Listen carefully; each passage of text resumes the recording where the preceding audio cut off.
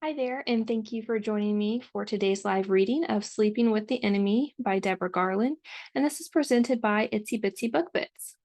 Chapter 1, Riordan. Say it, you Irish scum. The Russian underboss grips my collar, pinching my windpipe. On your knees and apologize to Grigori. The smell of vodka on his breath can knock me over. Passing out would be a relief. Nyet, I say, mocking his accent. You're insane if you think I will. Torin, my guard, stands down after my hand signal. Grigori releases me when my wild Irish eyes convince him I'm not getting on my knees. Normally, I would fucking kill anyone for touching me like this, but I came to this meeting with the blood of 2 dead Russians on my family's hands. Sort of. From behind Grigori, a feminine chuckle hums into the silence. Only Bratva bosses bring their whores to high-stakes meetings. If I had a woman, she wouldn't be rubbing my cock while I tried to negotiate with the enemy. Sucking my cock under the desk? Maybe. Long, red nails slither over Grigori's shoulder. He hisses at the stunning woman with ice blonde hair wearing a black leather strapless bustier and a tight red suede skirt. The slit is so high, if she turns a certain way, I'll be able to see if she gets her pussy waxed. You like my cologne, Shruka? Calling her a slut wipes the smile off her face, but Grigori grips her by the diamond-studded collar with a metal ring in the front. She's his pet. The Bratva underboss goes through submissives so often we no longer pay attention to them. I fuck a different woman every night in the privacy of my penthouse. I don't parade them around on a leash. Are you going to lick my nutsack and apologize or not? Grigori sneers at me, pushing his sub to the floor. Perhaps you need a lesson on how it is done. I told you, niet. I bite out. I'm here as a courtesy to inform you of how your Pekhan's nephew died. Looking bored about the death of his boss's nephew and intended heir to the Bratva throne, Grigori checks his chunky, ostentatious watch. And what time did you tell that lunatic brother of yours to come banging down my door? That's for me to know. I eye his enforcer, Maxim, who lingers in the back of the room. I personally had nothing to do with either Russian being killed, but as my brother's underboss, peacekeeping and negotiating is my job, as well as sounding like the reasonable one during a knife fight. How are you going to make reparations, O'Rourke? Grigori still wants his pound of flesh. We plan on no such thing. Dante Caruso, the Cosa Nostra underboss, killed Alexei's nephew. Caruso is dead, Grigori remarks and strokes the woman's hair. And Italian. I shrug, because I'm Irish. Go talk to them. They owe you the apology. Your sister-in-law is Italian. Grigori's lips lift into a smirk. Shall I talk to her? She's an O'Rourke now, married to my brother, the king, and she's heavily guarded. You won't get near her. While Grigori communicates silently with Maxim, I stare at his sub, who's still kneeling. Our eyes connect and the energy around me rearranges. There's something so familiar about that alabaster face with hazel eyes, and fuck, my heart thumps when her shiny peach lips curl into a faint smile. But the idea of dragging her down a dark alleyway and roughly fucking her against the wall has my cock turning hard as steel.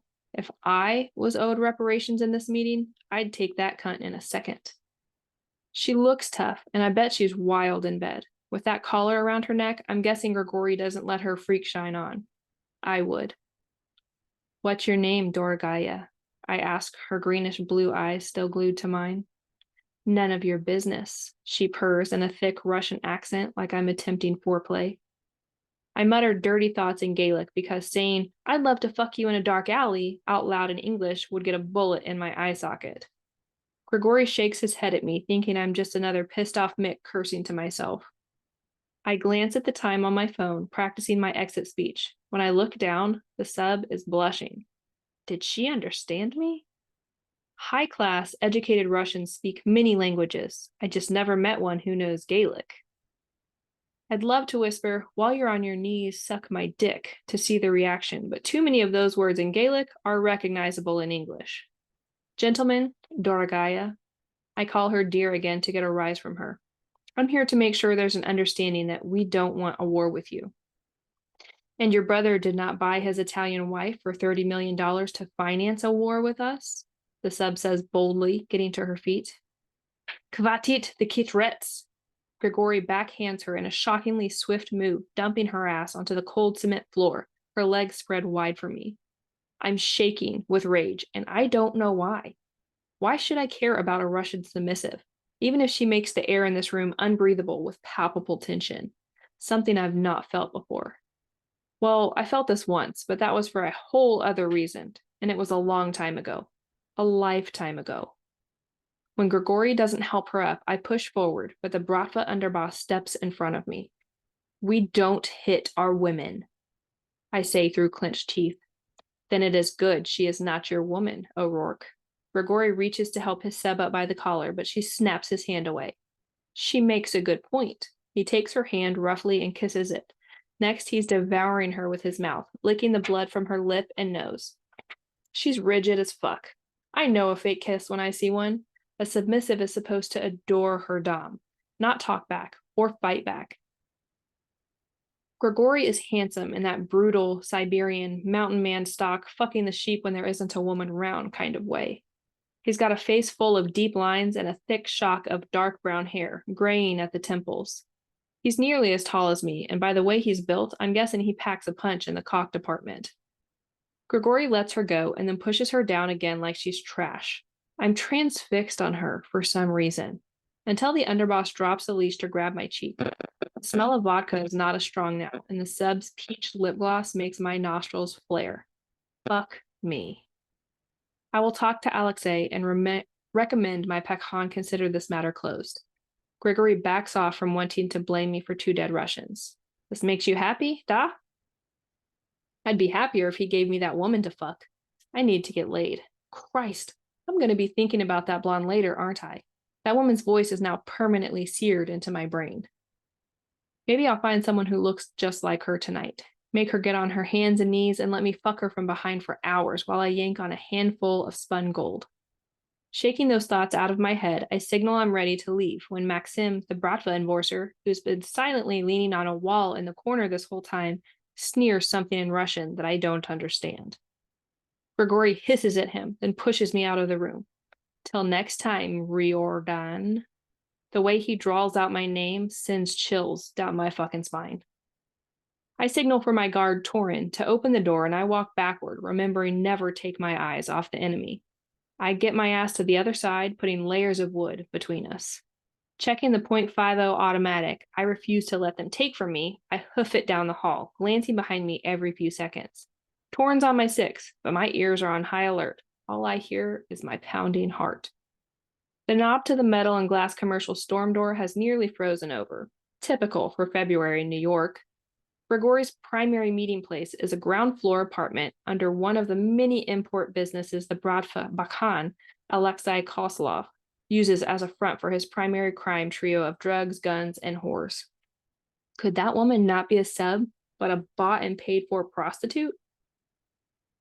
I haven't paid for sex in forever, but her, Jesus, I don't want to speculate what I'd pay for one night with her. Torin and I get to my Audi, and he opens the door for me. Where to now, boss? Home, I say. But the idea of what Grigori is doing with that woman clouds my judgment. Fuck, why didn't I get her name? Something tells me she means more to him than a sub. Despite the crack to her jaw, I saw how special she is to him for some strange reason. Torn nods, but then his eyes widen, tracking over my shoulder. I lay my finger on the trigger of my Desert Eagle, thinking one of Maxim's unhinged scabs is rushing this way with a knife. Only I turn around and it's her. The blush from possibly understanding me saying I wanted to fuck her is now gone, and she's even paler than before. Get the fuck out of here, she says quickly in an American accent with a hint of something familiar. What? Why? Is all I can ask over a dozen other questions flying through my mind. He's going to kill you, her voice quivers. He? Maxim, I barricaded the door. Get out of here. No, I'm not running away. I can't wrap my head around the threat, plus her Russian accent is gone. A small army thunders toward me. My life flashes before my eyes, seeing several gun barrels pointed at me. Glancing down, I catch a faint spot of red laser over my heart. Bollocks. I raise my Desert Eagle, but the sound of deafening gunfire erupts all around me. No! The woman yells out and jumps in front of me. Her back slams into my chest as her head jerks forward. She slumps to the ground, but I catch her. She took a fucking bullet for me. Grigory Laskin's submissive just saved my life. Torin pushes me and her behind my car and returns fire. A freight train out of nowhere, dressed in black, rushes past me. My brother, Lachlan, roars as he empties his clip, and next, two of Maxim's guys fall flat on their faces, each with bullet holes in the head. Lachlan and Torin keep shooting until another guy goes down and the rest scramble like roaches back into the building.